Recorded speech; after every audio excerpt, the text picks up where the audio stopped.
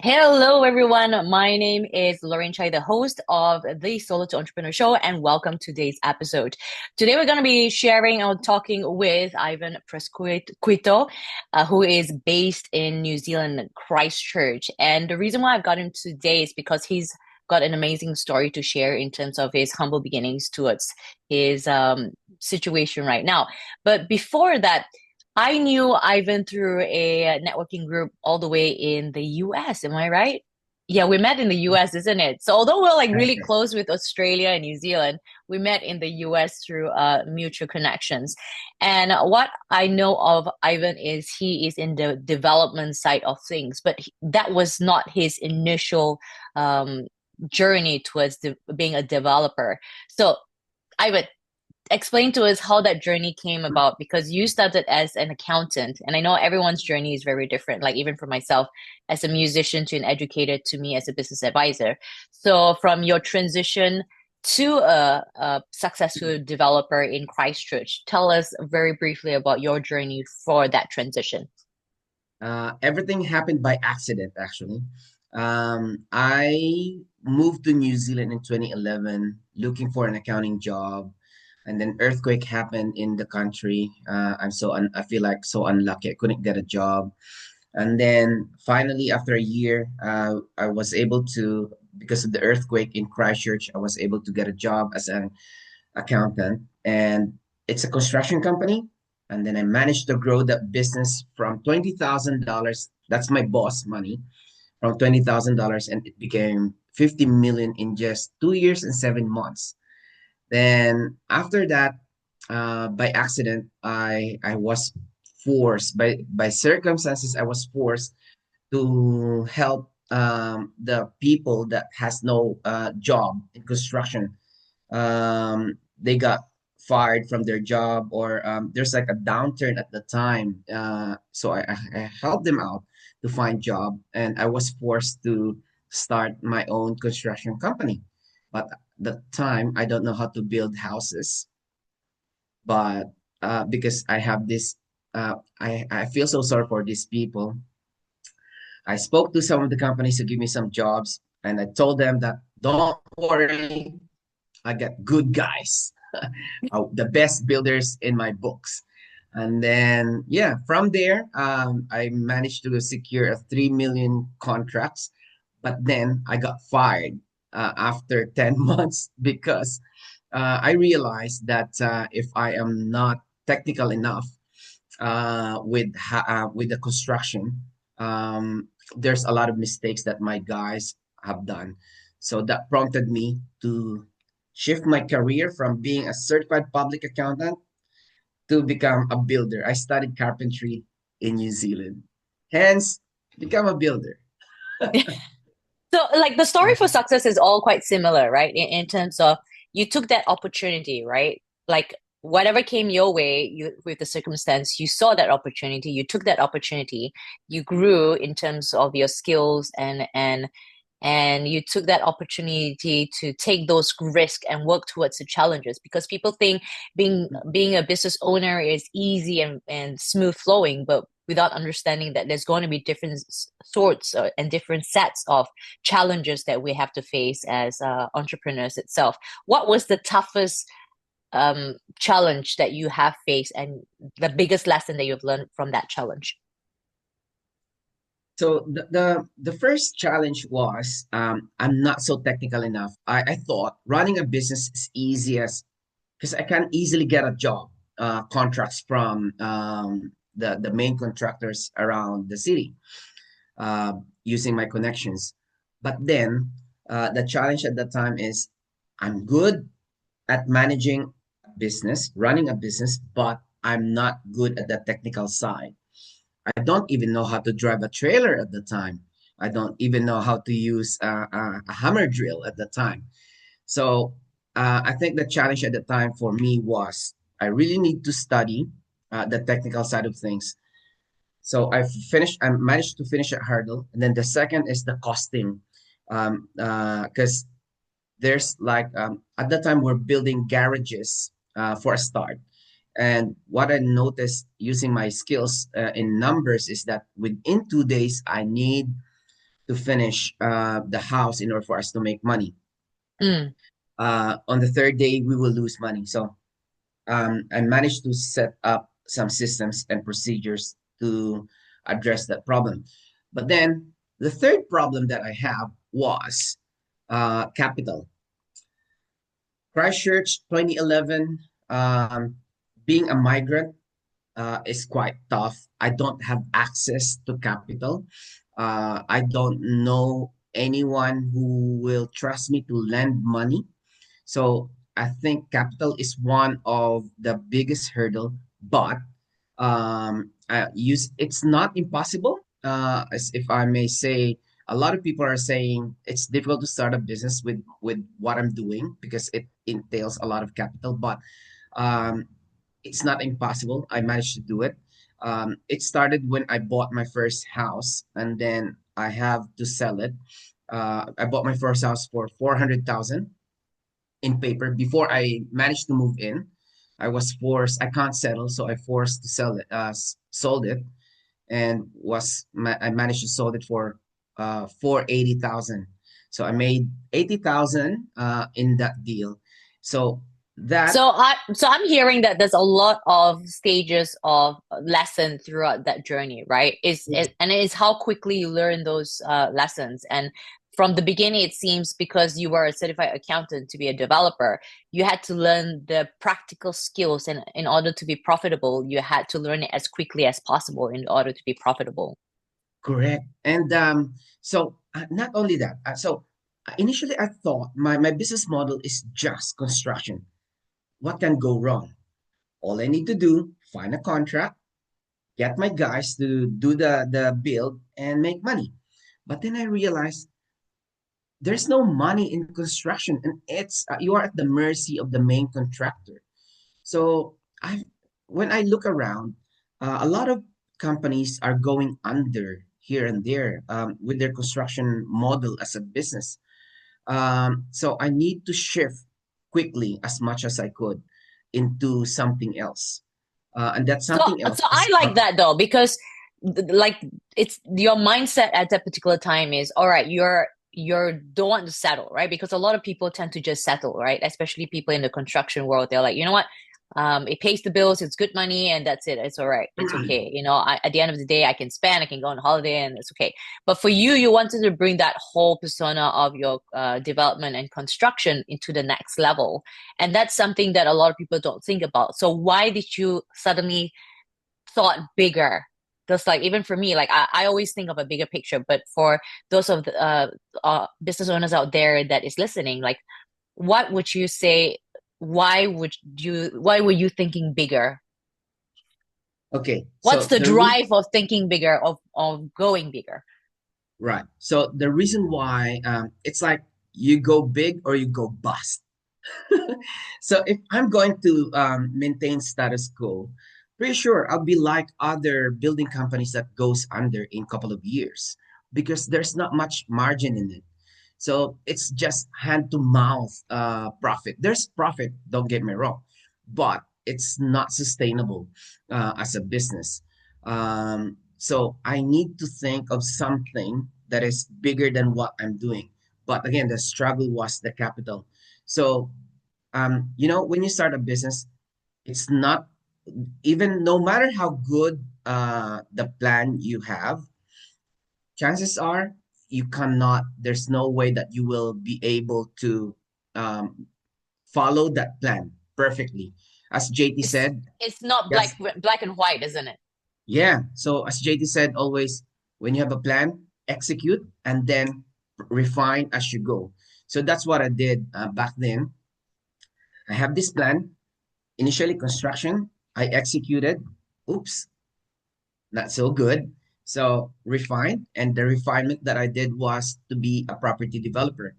And then using the knowledge I have with numbers, I started with my first house where I sold my 80,000. And then I enrolled in Robert Kiyosaki's program. And then I'm one of his students here in New Zealand back in 2015.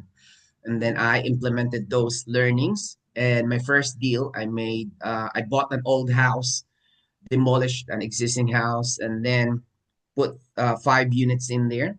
I made 350,000 in my first deal.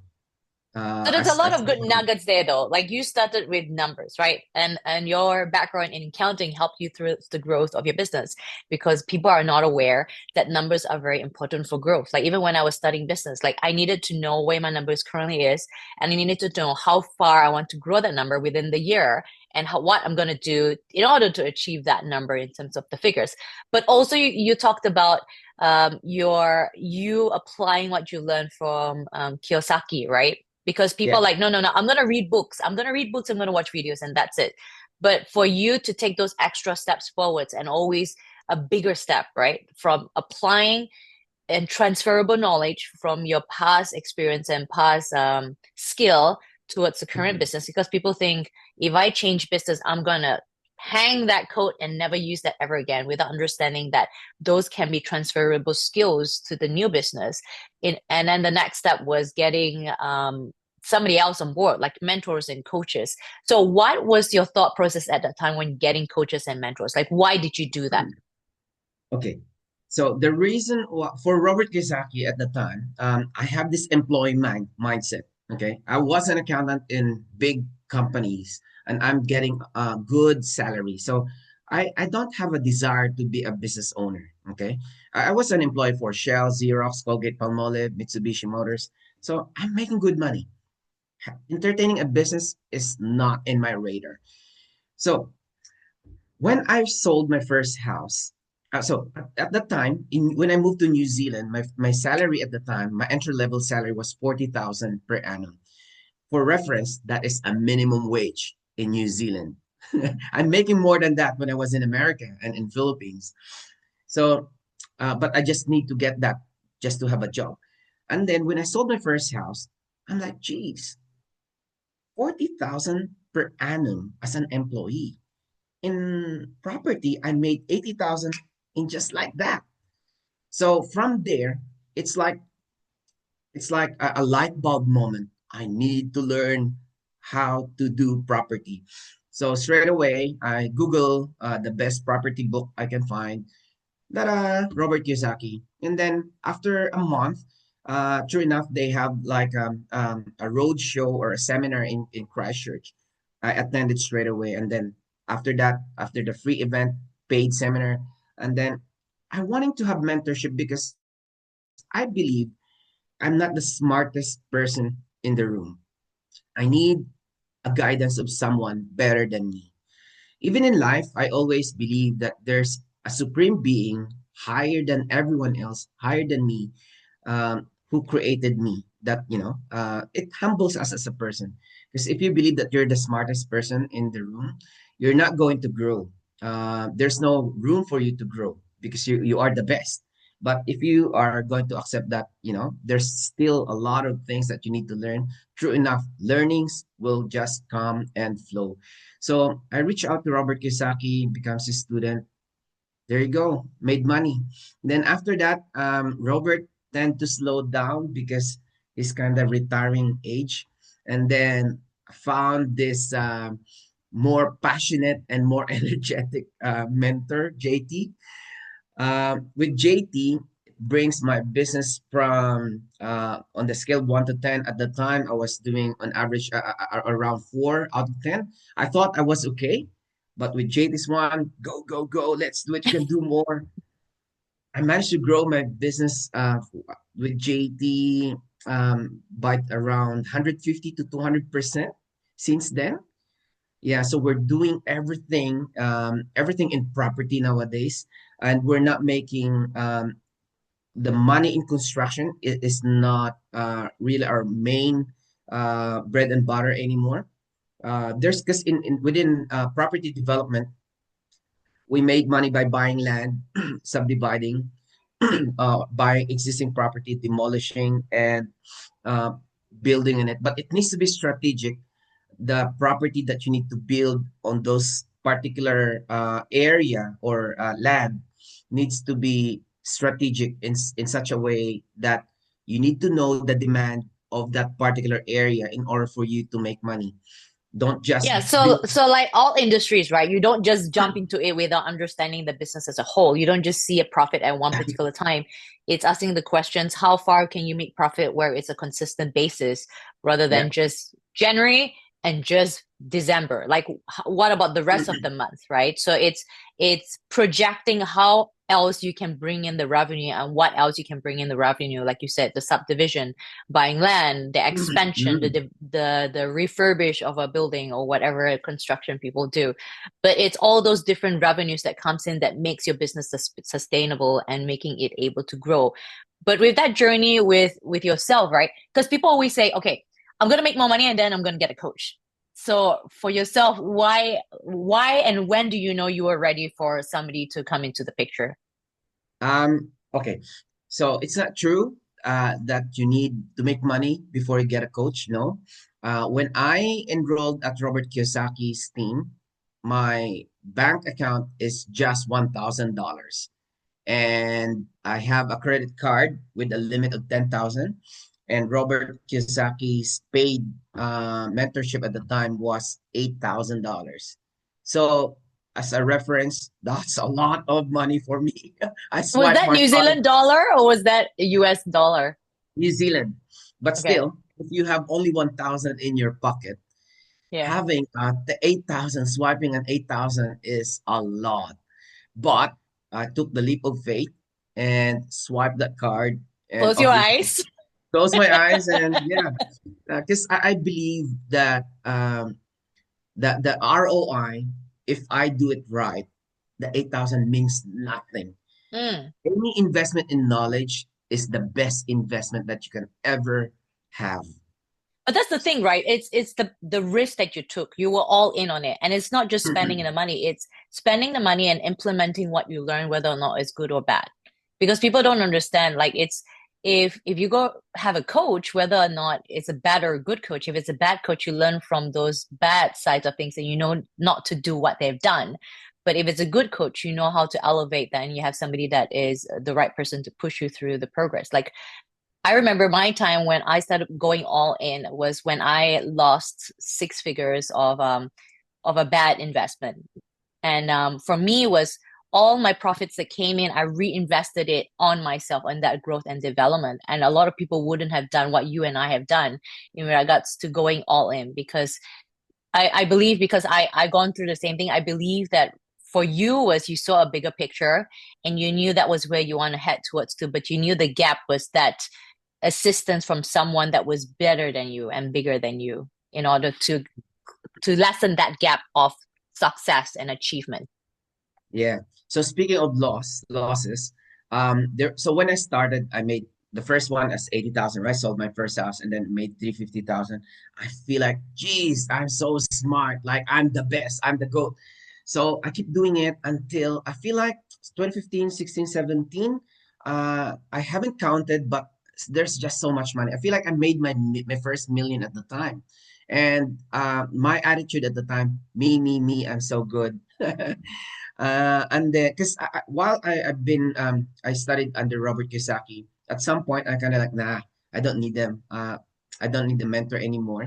And then I can do this by myself. And then I aim to grow. So I partner with other developers in Christchurch. That's when things didn't go well. I lost big time. Like everything that I worked hard by 2018, 2019, gone, like Mm, literally gone. There's like the only thing, including my own house, gone. I lost money in property development. Yeah, so because the market went down, we did 30 townhouses, starting 2016 build, finish in 2018, but the market went down at the time. We lost 1.5 million. Um, and then from there, it hurt what so is much. 1.5 million? Like, Yeah, no, at yeah. the time that's, I No, mean, I know. it's so So like people depressing. are like, I lost 1,000. It's like, oh, come on. Like there's people that's lost bigger, right? Like 50,000 and like for 6,000 and yours is like seven figures, you know? So Yeah, that so there's a big loss there, right? And then for a lot of people, it's like, okay, that's it. Like, you know what? I'm not going to grow anymore. It's too scary. It's too hard. And I'm going to just stop and just get my 9 to 5 job, go back to being employed and get my 9 to 5 job. But how exactly. how quickly did you bounce back off that? Because that would have been Um, really stressful. After I lost 1.5 million, at the time my thought process was, let's go. I'll go back to employment, and then my wife, she's I think she's the reason why I managed to stay afloat, and she said, with all your learnings and knowledge, you're going to give up now just because you lose money. In every success, there's always a failure behind every success. Look at Elon Musk. How many rockets have failed before he managed to pull out one? How many bulbs did Thomas Alva Edison fail before he managed to perfect the first the one? So I'm like, shit, yeah, actually, she's right. So from there, I was a bit of kind of lost, bit depressed-ish for a month or two, but coming from that mindset, I had to change my mindset. So my wife encouraged me, went to Tony Robbins. You know Tony Robbins, go, go, go, go, mindset, Energy, yeah. Do you know energy, and anyone then that is exactly like her, but a male version of her for me? yeah. No, So that's amazing. after that, within 2 months, changed my mindset. So we literally, because of the money that I lost, literally, I always make it a habit to have like physical cash in my lockbox. I have $20,000 in there. So Don't go technically, looking for it at his place now, people. no, no more. No Everything is in more. stocks now. So literally 2019, I started again from scratch with $20,000. Um, how I started with that, I did property deals where I don't need any money, but I can make money. Like I flip property. One property flip, I made 40,000. So meaning I sign up a property, I buy a property, sign up before it settled. I managed to find a buyer. Within 2 weeks, I made 40,000. So in Nice. property, you can make money without having any money. People who don't understand this industry, if I tell them that, hey, you can make money without having money, oh, that's a scam. Yeah, because you guys don't understand. But if you are in Mm, here, even because in property, you can't have scam because all properties in New Zealand and Australia and anywhere in the world, there needs to be lawyers. Everything needs to mm, be black and white. Everything has to be legal. So everything's above board. But it's a deal. It's called, in legal terms, what I did was contemporaneous settlement. So meaning I sign up for a property, say 500,000. I have 20 working days to settle, right? Within 20, before the 20 working days, I found a buyer for say 540. So sign up with them. I'm now a vendor. So on this one party, I'm the buyer. The other party, I'm now the vendor. But I haven't mm, settled yet. So when it settles, the my purchaser settles that one directly to the other mm. party. So it's And in understanding the that end, business though, because every country is different, as you said. So it's understanding yeah. how to No, play but the it's the game. same. Yeah. It's the same thing in Australia, America. Same Yes. thing. That's even taught to me by Robert Kiyosaki, contemporaneous settlement. So I did that, and then I think the biggest deal I did was I made over 1 million in one deal. So from there, got back to up on my feet, and then while I have some little money, I did stocks as well. The idea is I need to grow the little money that I have, the $1,000 today that I need to Passive make. and Yeah, staggering. Yeah. yes. So everything has done like 10 times aggressive. If I can make my $1,000 today, if I can make it like 1,010 tomorrow, I'm happy. At least Mm, 10% every day. So I might should do that. And then yeah, so now 2025 from 29, so that was 2019, 2020 to 2025. Now I guess I own over 20 to 25 properties in New Zealand. And yeah, I think, and I can say that I'm financially free. I Mm. can retire if I want to at this stage. But you're So not ready to retire yet. not yet. I'm still young to retire. Yeah. And now it's not about me making money anymore. I'm mentoring other people how to uh, be financially free. Now it's So sharing a passion though. It's sharing that wealth, right? Like for me, it's sharing the wealth. I don't need to be the only coach. Like there's so many other coaches that I am happy to refer to. But it's sharing that wealth because wealth is abundance. But let's rewind back in the days. And this is the story I want you to share because it's an amazing story. Because that was not just your only biggest setback. Like the story that I remember hearing, and that was why I was interested in having you on, is the fact that you started from zero. Let's go back to the the time when you zero. migrated. Yeah, like you did all those funny, amazing jobs. Share with us about those experiences. So before coming to New Zealand, I'm a Presquito, CPA, MBA. Like I'm a middle manager in Philippines and America. So making good money. So I'm not in a habit of saving money because I have good money. I got good salary. Then moved to New Zealand with $3,000. What can go wrong? I can easily get a job in New Zealand. That was my thinking because in America, if I want to quit my job, I can easily find one next week. So thinking New Zealand, I brought $3,000 with me because that's all I have. And then I couldn't get a job. Gosh, 1 month, still no job. 2 months, still no job. Gosh, then all my money is gone. So I have to You work. lost the 3,000 with 2 months. That's pretty good. Well, actually, well, there's a help with my friend because my friend, who is based in Hamilton, he let me stay at his house for free. So you were literally homeless, right? In that regard. Exactly. Yeah. Yeah. So yeah, I went all in, moved to New Zealand. My friend let me stay for free, and then because I ran out of cash, so I have to work all the menial jobs, name it. I did. I my so as I did as a student, and as a student at the time, I borrowed, by the way, the money for tuition fee. I borrowed from my brother. In Philippines, was a lawyer. And then legally as a student in New Zealand, you can study 20 hours, you can work 20 hours Mm, per week. per week. So my legal work, 20 hours is a typist.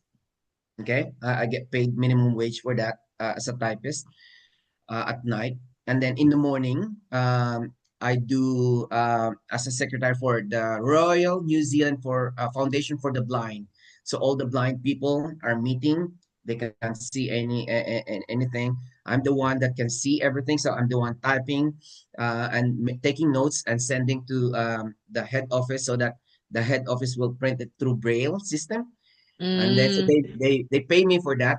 And then I wash dishes for in restaurants, and then I also do as a mascot for Asma Waikato. So if you search Asma Waikato, their mascot is pufferfish. They're entertaining kids with asthma. So I always go using my costume as a pufferfish. We go to every schools and entertain kids yeah, so and they like me. They're paying me like a cash because I can't receive any I can't receive any more legal payment. So they're paying me cash. And I'm happy with that. But I also did um like taking care of the elderly. Gosh, that one I cried so hard because I can't I'm not used to cleaning other people's dirt and I don't know how to look after the elderly. So I cried so hard and I had a self-pity moment at the time because I'm like, why did I go to New Zealand to clean other people's poop? When in Philippines, in America, I'm driving an SUV, living a good life, making a good six-figure salary. I have yeah. moments like that. I cry ab- so, Yeah. um, but I So it's had to normal. Like overcome. it's human, right? Isn't it? because Yeah. you went through that up and down, and it's absolutely human. But the thing is, you bounce back through all those those feelings, and you took control of those emotions. But the thing was, you did whatever it took, like with 3,000 at hand. For someone that was homeless, you can classify yourself as homeless even though you're staying for free in your friend's place. But it's you got to do that, like do whatever it takes, take whatever opportunity it takes to be where you are at the moment.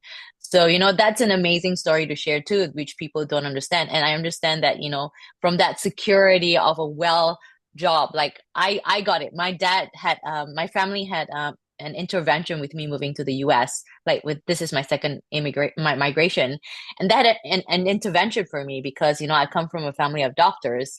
And with me being in Australia, with starting my business from the ground up, to have built a profile from people locally. So I understand that emotion of, what am I doing here when I had that back in the day? What was the response of your family back in the Philippines in regards to your situation, or you excluded them from your situation and just tried to make it work for yourself? So at the time, everybody was like, why on earth would you move to New Zealand? That's the question of everyone, including my family, my immediate family. But then I have my own reason. Number one, I hate the weather in Philippines. It's too hot for me. Yes. Number Yes. two, number two, I wanted my kids to have, because when I moved to America, I'm like, geez, such a beautiful place. And then when I moved to New Zealand, hey, this is way better than America. I want my kids to move in here, to have this kind of mindset in this beautiful country. So I did everything that I could for them to move here. My family, while they questioned my decision, my brother, when I asked him, at the time, I couldn't get a job because I'm overqualified. So I'm supposed to go back to Philippines. And my lawyer brother said, "Are there any other options?" And I said, "The only option is to study here in New Zealand." But at the time, I don't have the money because I'm not good even though I'm an accountant, I'm not good at saving money. Uh, but then he said, "Okay, if you can study, how much is the tuition fee?" I told him 30,000 New Zealand dollars. That's a lot of money. Mm, Then, for some reason, he lent me that money. I'm so glad that he lent me that amount of money. And then from there, yeah, everything is just history now. mm. So Yeah. with you with So your success, so this is something I want to cover as well. Like for you with your success, and you have a family, an amazing wife, and amazing kids as well. For you being so busy in your transition, like you just moved office as well, and you're growing exponentially, like large, especially in 2025, you still manage to find time for family. How do you manage to find time for family? Because people, like I've heard people like where they say, I can't grow my business because I have to also have, spend time with family itself. But for you, how do you balance between family and work and growth and for yourself? so I don't believe in a thing called I'm busy. Okay. There's no such thing that you are busy 24 hours a day. It's just a matter of priorities. Okay. So what I do is I divided 24 hours into three: 8, 8, 8. Okay. 8, 16, 24. So 8 hours for work, 8 hours um, for my family and personal. So 8 hours for work, 8 hours family, learning new things, Personal social growth, yeah. with friends, yes, personal growth, and then another 8 hours for rest because my body needs rest. So every day, that's my routine. I need to find time for my kids, find time for my friends, find time things that I can improve my learnings, my growth.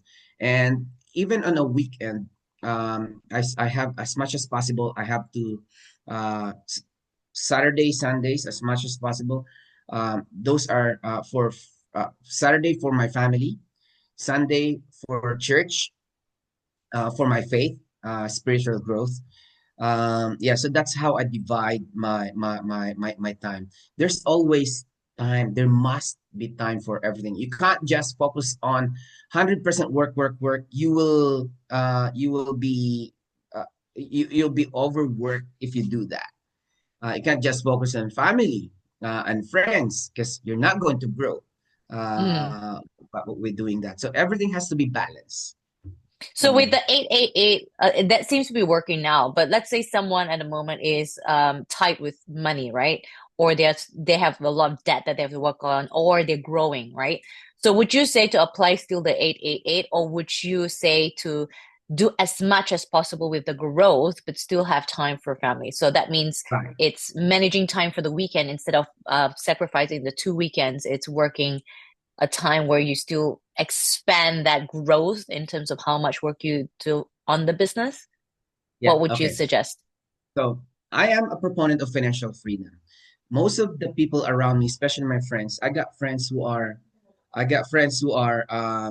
wealthy, and I got friends who are not so wealthy. So what I do, those who are not so well off, say some of my friends are who are just working as a cleaners. I is one of this husband wife. The husband is working as an Uber to augment their income on Saturday Sunday. They're selling their time for money, Mm. but I taught them how to trade stocks. Okay, so with stocks, they don't need to go. All they need to do is spend money for their learning, uh, and then they don't need to trade time. They can make exponential amount of money in just short span of time. Hence, on Saturday, Sunday, they can have more time with their family. So so recently they're making around $200 per week extra income, and they're trying to double that target in the next couple of months. Now that it's their fourth month of learning how to do stock. So there are a lot of ways how to make money. It's not just trading your time. The best way to make money is through using your skills, But it's training, growth though. especially. Like you said, instead of just driving Uber in those spare times, it's like, why don't you reinvest in learning something that will make you money where you don't have to look at it and you can have actually eventually have time with family, isn't it? So it's Mm, it's the bigger picture of okay, what is the best way of making money instead of constantly trading the money, the time for money instead? It's like, is there a different way of having passive revenue or a different kind of revenue? yeah. So I mean, you can continue do because business is not for everyone, but passive income should be for everyone, regardless Mm. whether you're an employee or a business owner. You need to have a passive income, and there's a lot of ways how to make passive income, not just stock market. You can sell some products or be an agent of some distributors or whatnot, or sell something. There's a lot of ways. All right, Mm. so last question. Would you change anything in your life at all? No. So I believe things happens for a reason. Everything that I am and who I am right now is a result or byproduct of learnings, experiences, people that I met along the way to become who I am right now. In fact, if I'm going to revisit Ivan 10 years ago, I'm quite embarrassed because I don't have the same mindset that I have right now. And I don't have the same attitude. And believe it or not, I'm a bit shy and I'm not a public speaker 10 years ago. Being an accountant, I just wanting my own four corners of the room. Cubicle. Yeah, but now the Ivan now is totally different from the Ivan before. So I feel like who I am right now have I changed a lot for better, and because of the experience, learnings, people that I met along the way. So Mm, I'm not going to change every. There's some bad stories that happen in my life, but I always get the silver linings, the you learn positive out from, of that. yeah. Mm. Okay, so and last one, I know that was the last one. This is the last one. All right, so back in the day when you're cleaning people's poop, like what would your advice be for you then? If you The could meet yourself back in the day of that situation, what would your one advice be for you back in that day? Well, whatever you do, be the best at whatever you do. if you're the if I'm do like I'm doing the mascot job, I I did try my best to become the best mascot. Although I wasn't, I wish I would tell myself be the best poop cleaner at the time. It's just there. I hit my limitation at the time. But yeah, no. I think if I can go back in time and advise myself, be the best at whatever you do, because you don't know. It's success is a byproduct of a slow process of improving yourself towards achieving something big.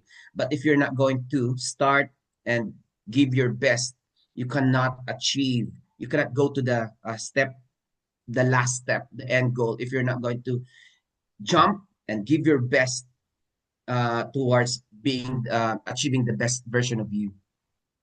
Absolutely. All right, that's amazing. Well, thanks, Ivan, for spending time with me today and for sharing your story, your amazing story and your journey. And if or those of you that are interested in learning or seeing what else Ivan does, because he's got a lot besides him being on this episode, by all means, I'm gonna put the description below in terms of the links to all of his website and social media, and by all means please do follow him and like him and reach out to him. If he has time, he will respond and help you, because I believe that Ivan's a person that wants to share that wealth, like me, share that wealth to everyone. So Ivan, thank you so much for being here. If you guys do like this episode, please do like, subscribe, and share it to those that you think can benefit from it. But otherwise, guys, thanks, and I shall see you on the next episode. Bye.